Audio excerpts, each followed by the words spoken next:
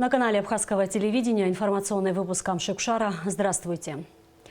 За прошедшие сутки тестирование на коронавирусную инфекцию проведено у 458 человек. Диагноз COVID-19 подтвержден у 106 из них. На данный момент в Гудаутской ЦРБ находится на лечении 137 человек.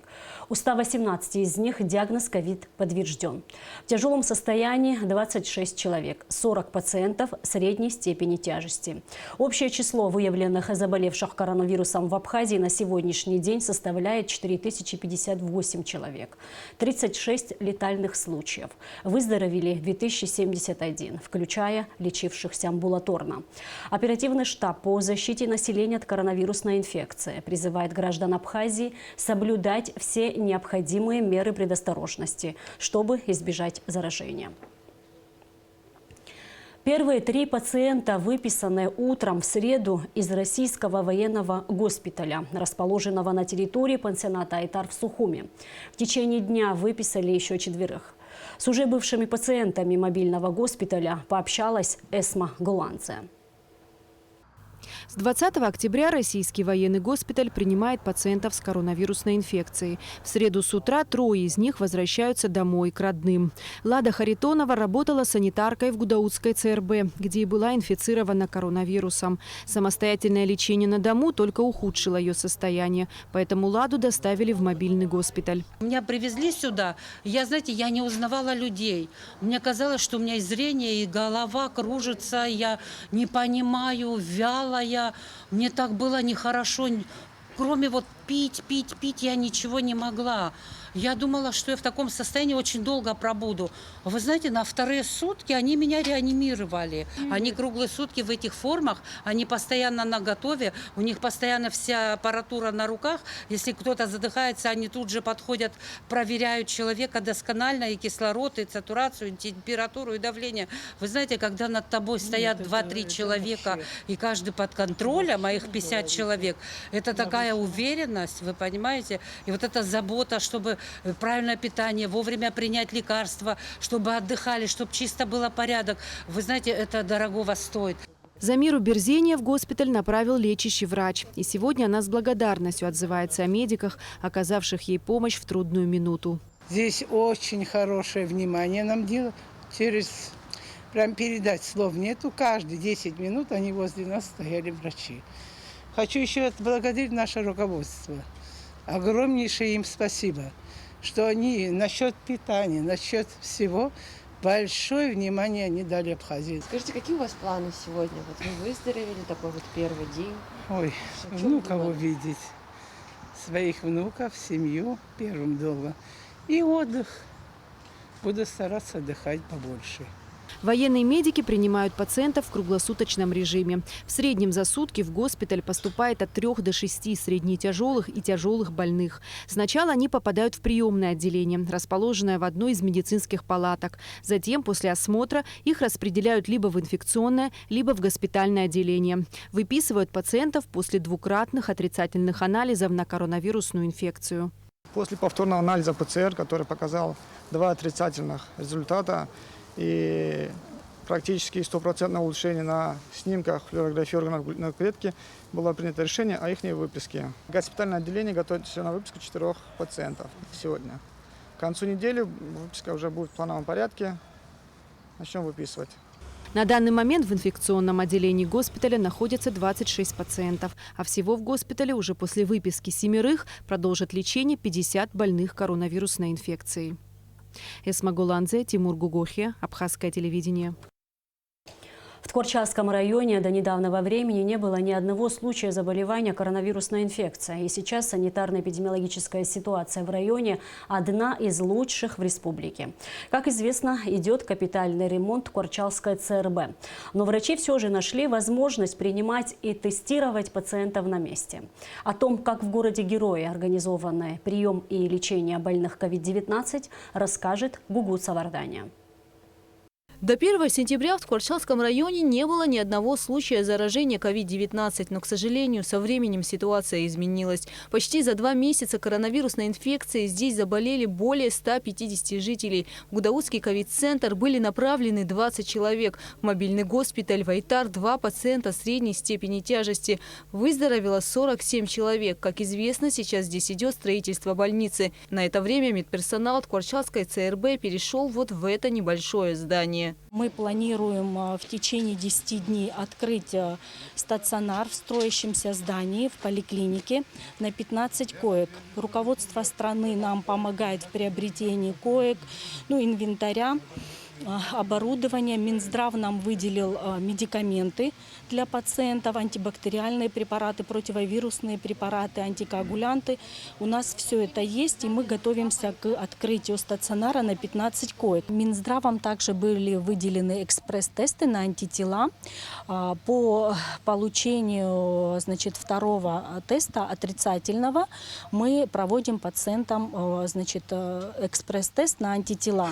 У 5 пациентов уже мы провели такой тест, где были и иммуноглобулин М, и G.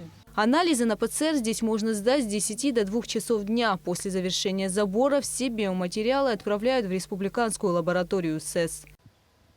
Здесь, в бывшем инфекционном отделении Ткварчалской районной больницы, принимают больных с подозрением на COVID-19.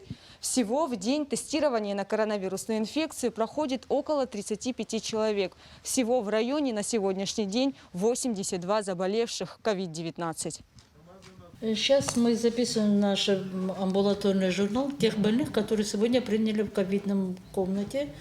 То есть контактных, повторных, которые приходили, тех всех записываем больных. Сегодня, я вам скажу, 39 человек. Но здесь входит и первичные, и повторные. К людям, которые не могут прийти и самостоятельно сдать тесты, на дом направляют лаборанта, который берет ПЦР-анализы, а также консультирует больных. На стационарном лечении здесь пока нет пациентов, но созданы бригады, состоящие из врачей и медсестер, которые также выезжают на дом к больным 2 раза в день. Ставят капельницы, делают уколы, измеряют сатурацию и оценивают состояние здоровья больного. Только после этого медики решают, перенаправлять больного в ковид-госпиталь или продолжать амбулаторное лечение. Есть и те пациенты, которые приходят в больницу несколько раз в день и проводят необходимые процедуры. На данный момент у нас есть такой один кабинет ковидный, куда может пациент прийти и манипуляции утром и вечером, которые назначены доктором, получить в нашем инфекционном отделении, в котором мы сейчас принимаем ковид-положительных пациентов. Медперсонал больницы уделяет внимание каждому, кто обратился за помощью. Несмотря на то, что здание небольшое, здесь есть 2 входа для заболевших коронавирусной инфекцией и пациентов с соматическими заболеваниями. Работает рентген-аппарат. Гугут Савардания, Михаил Буратухин, Абхазское телевидение. В инфекционной больнице Сухума введен в эксплуатацию дизель-генератор, который запускается автоматически при отключении электричества. В инфекционной больнице с 13 октября принимают больных коронавирусной инфекцией. Лечебное учреждение обеспечено необходимыми медикаментами. При посещении больницы мэр Сухума обещал поставить дизель-генератор, чтобы на случай отключения света больные COVID-19 не оставались без необходимых процедур. Все наши аппараты кислородные, они на электрическом питании. Это не проточный кислород, а именно электрические. После отключения они перестают работать. И представьте себе состояние больного, которому это нужно, и в момент выключения, в каком он состоянии находится. Естественно, это ухудшает и качество лечения, и все остальное.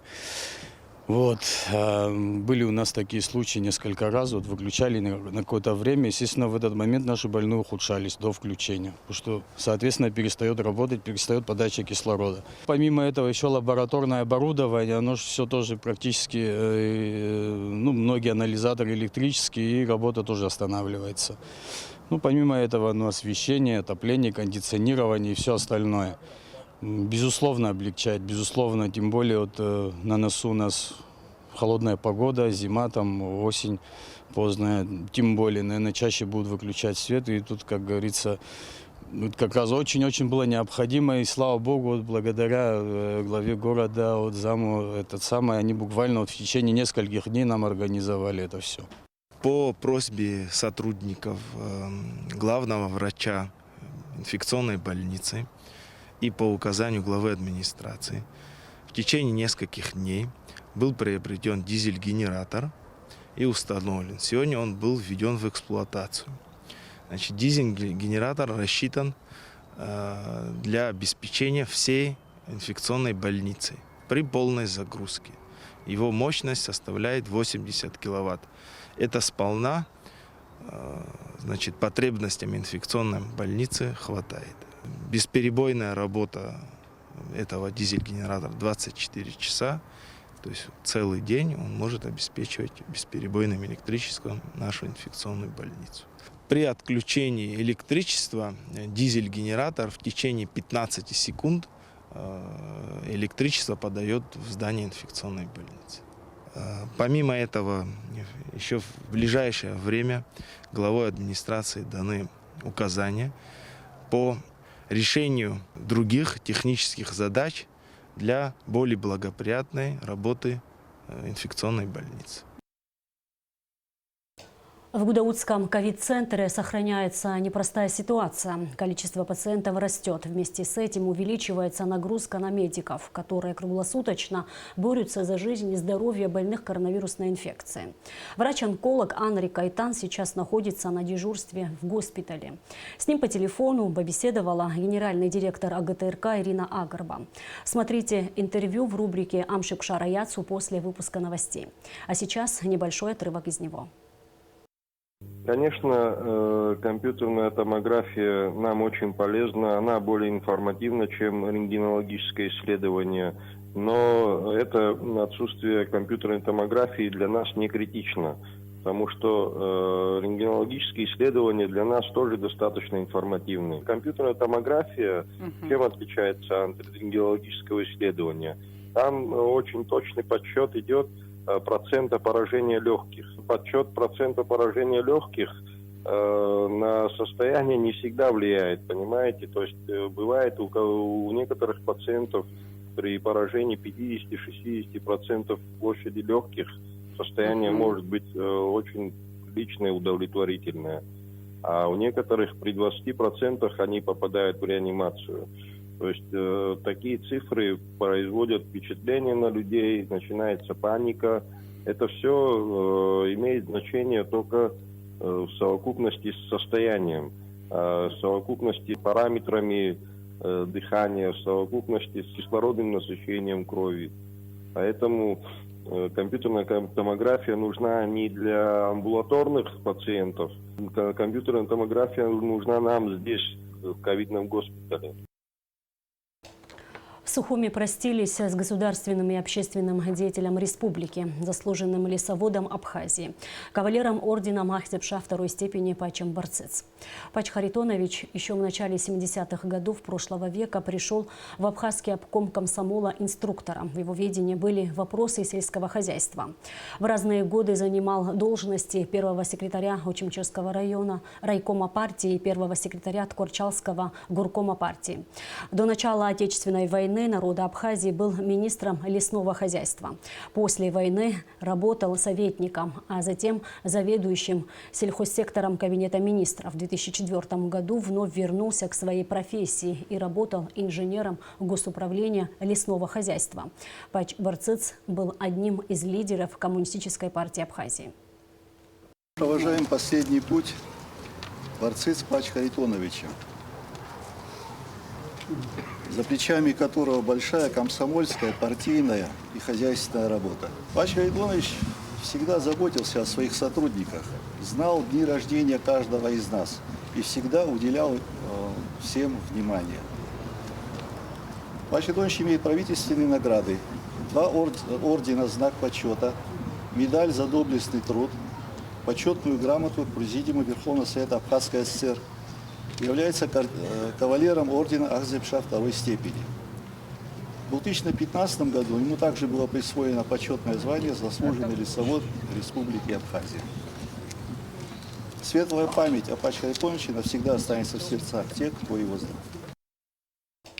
Электроснабжение Абхазии зависит от стабильной работы Ингурской гидроэлектростанции.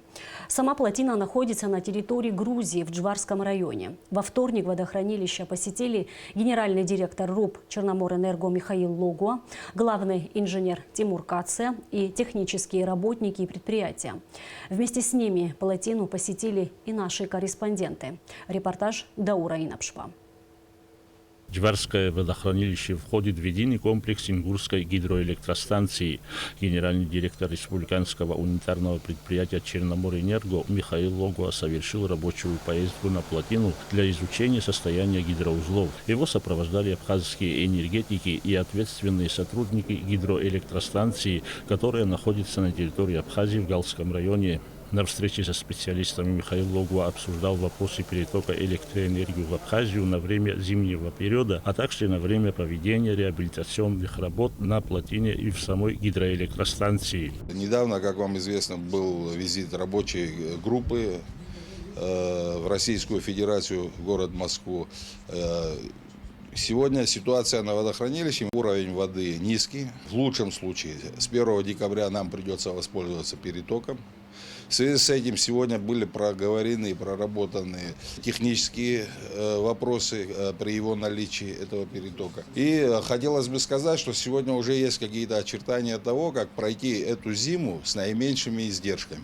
Никогда еще не было таких высоких нагрузок, никогда еще не было таких погодных условий. Более того, как всем нам известно, в этом году Ингургэс становится на ремонт. Все эти вопросы вместе взятые, они требуют очень серьезных усилий от всех от нас, для того, чтобы хоть какие-то найти способы перезимовать. Ничего у нас не получится, если каждый из наших потребителей, начиная с коммерческих, не будет строго следовать и руководствоваться тем нашим рекомендациям, а даже не рекомендациям, а требованиям по потреблению объемов. Во время встречи также обсуждались и технические вопросы перетока электроэнергии и проведения ремонтных работ. Вот эти схемы перетока до остановки, количество схем технически, это не просто было решать. Вот мы сели здесь с техническими работниками, все обсудили, пришли, в общем-то, к общему мнению и нашли решение. Ремонтные работы на гидроэлектростанции намечены на начало следующего года. Самая главная проблема – это остановка Ингургэс с целью ремонта напорного туннеля. Намечено выполнить эту работу в середине, с 15-20 января до первой декады, включительно первой декады мая. На сегодняшний день уровень водохранилища составляет 478 метров, что на 30 метров меньше, чем в прошлом году. В киловатт-часах это около 200 миллионов киловатт-часов. Это эквивалентно 20 дней потребления Абхазии в зимнее время. В настоящее время московские инженеры изучают состояние гидроузлов, а представители голландской фирмы ведут подготовительные работы по очистке плотины от ила. Даур Инапшпа, Алексей Агухава, Абхазское телевидение. С момента открытия границы Абхазию посетили более 600 тысяч туристов. Это на 50% больше, чем за аналогичный период прошлого года. Кроме того, в нынешнем году заметно вырос внутренний туризм. Об этом рассказал министр туризма Теймураз Хишба на пресс-конференции, посвященной итогам прошедшего туристического сезона. В этом году Рицинский национальный парк приятно удивил нас посещаемостью. Значит, Рицинский реликтовый национальный парк.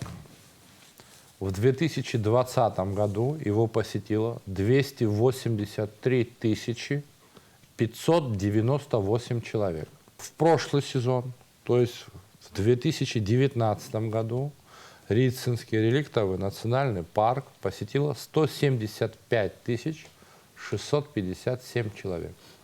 Я думаю, невооруженным взглядом видна разница. Мы работали всего лишь над данными 3 месяца, но более чем на 100 тысяч Рицинский национальный парк посетило больше. Скажу в цифрах. Значит, в 2019 году прибыль составила 57 миллионов 779 200 рублей. В 2020 году 95 миллионов 826 тысяч 800 рублей. Я хочу подчеркнуть, граница Абхазии была открыта с 1 августа. Ну, вы понимаете, то, что первая неделя это была неделя раскачки. Вот. Скажу более, такие объекты, как Рицинский национальный парк, посещаются и по сегодняшний день. То есть эта цифра, безусловно, вырастет. Полную версию пресс-конференции министра туризма Теймура Захишева смотрите в нашей программе. Порядка 100 миллионов рублей недополучил городской бюджет за 9 месяцев текущего года. Этот вопрос, а также ситуацию с собираемостью налоговых платежей обсудил глава администрации города Сухум-Бесланыш с начальником инспекции Министерства по налогам и сборам по городу Сухум Автандилом Джинджолием. Подробности в репортаже пресс-службы столичной администрации. За 9 месяцев 2020 года исполнение планов по налогам и сборам составило 88,9%. В условиях пандемии коронавируса это неплохой показатель, отметил мэр Сухума Бесланыш. Общий объем налоговых платежей, поступивших в бюджет города, составил более 995 миллионов рублей при плане 1 миллиард 97 миллионов рублей. Около 676 миллионов поступило в городской бюджет от общих поступлений по городу при плане 760,5 миллионов рублей. Бесланыш отметил, что усилиями служб города удалось выполнить все социальные обязательства, в первую очередь по заработным платам и по выплатам пособий. Процент исполнения порядка 88% общих платежей. В принципе, я считаю, что в данное время, с учетом ситуации, которая есть, введенные ограничения с марта месяца, далее сейчас еще введены определенные ограничения, которые в некотором смысле снижают экономическую активность и вообще действия предпринимательского сообщества. Но вам все-таки удалось выйти на, я бы сказал, в данное время хорошие показатели. Хочу вас поблагодарить за то, что вашими усилиями, нашими общими усилиями нам удалось выдерживать все социальные обязательства. В первую очередь, конечно, по заработным платам, по выплатам пособий, ну и других вопросов, которые постоянно возникают в администрации города. Спасибо вам большое, спасибо коллективу городской налоговой службы.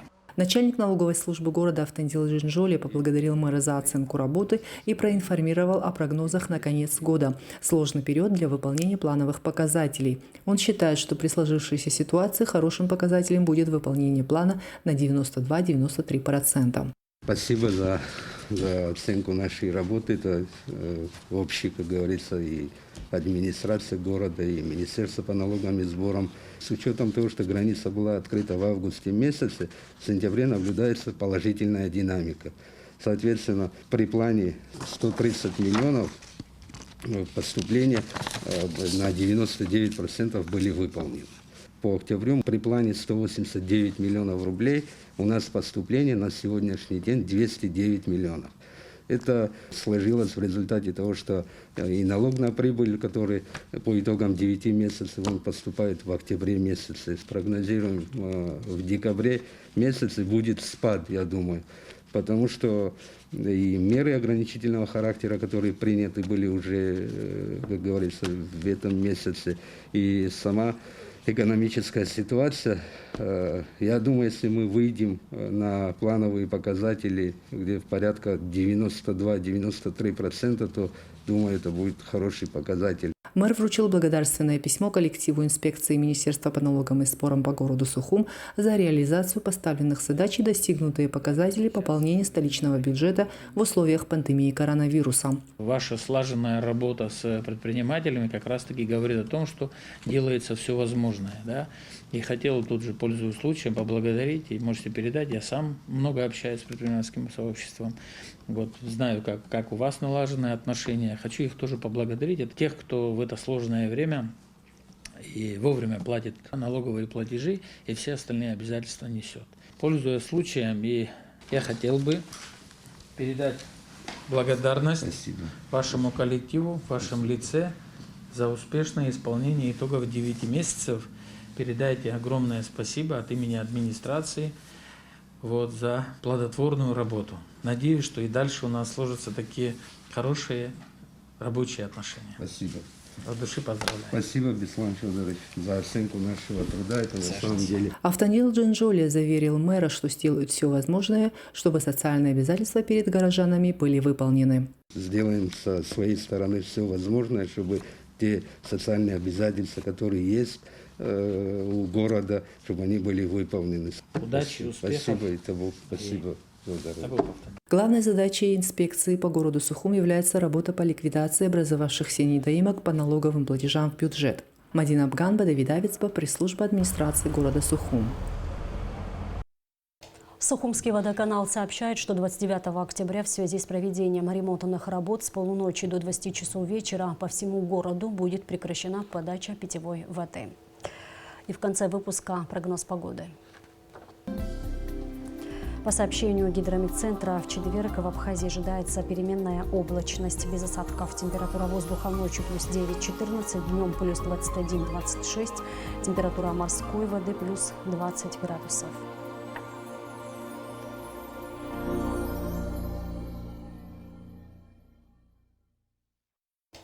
И на этом наш выпуск завершен. Всего вам доброго.